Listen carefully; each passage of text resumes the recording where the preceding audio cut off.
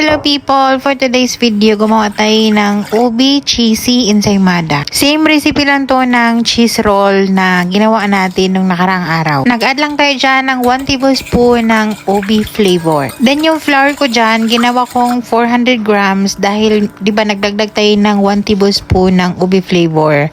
So liquid yun, dagdag na naman yun, hydration. Then yung egg na ginamit ko dyan, isang large egg.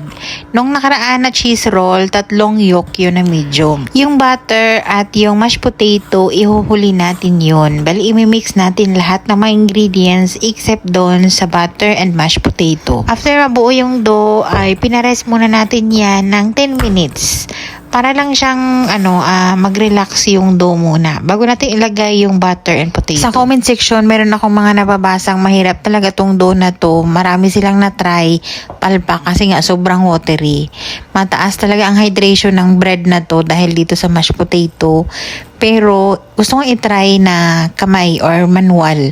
Nung nakaraan, gumamit tayo ng electric mixer. Mas maganda yun pagka mga ganitong dough yung gagawin natin. Yung mga sticky masyado or watery, mataas yung hydration.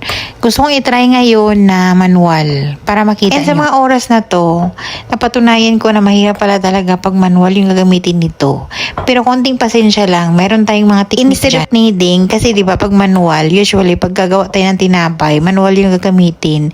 Pag mamasa tayo, gamit yung kamay. So lalong mahirap yan kasi nga madikit. Hindi tayo matatapos dyan. Ang ginawa ko, nag-slap and fold method yung gamit ko instead of kneading. Nakakatulong din to para mabilis mag-activate yung gluten. Kung napapansin nyo, ginagawa ko to sa sourdough. Kasi ngayon sourdough, diba, high yung hydration niya. Kaya talaga naman, magsasucceed yan. Kaso lang, kailangan talaga ng pasensya. Napapansin nyo dyan, sa mga oras na yan, unti-unti na siya nagiging smooth. After mga 5 minutes ko siyang in-slap and fold, ang ginawa ko dyan ay pinares ko muna ng 30 minutes. Para uli makarelax yung ating dough. Ginather ko lang yung mga nagkalat na mga dough dyan na nakadikit. And after 30 minutes, yung aking kamay, naglagay ako ng konting-konting oil. And then, sinimulan ko uli yung ating slap and fold.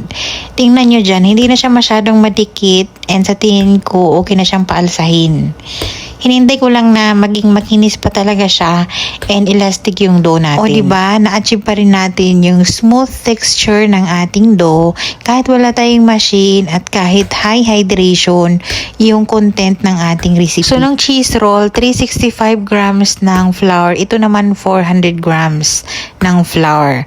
Kasi nga nag-add tayo ng ubi flavor. Pero wag na kayong mag-add. I-follow nyo na lang yung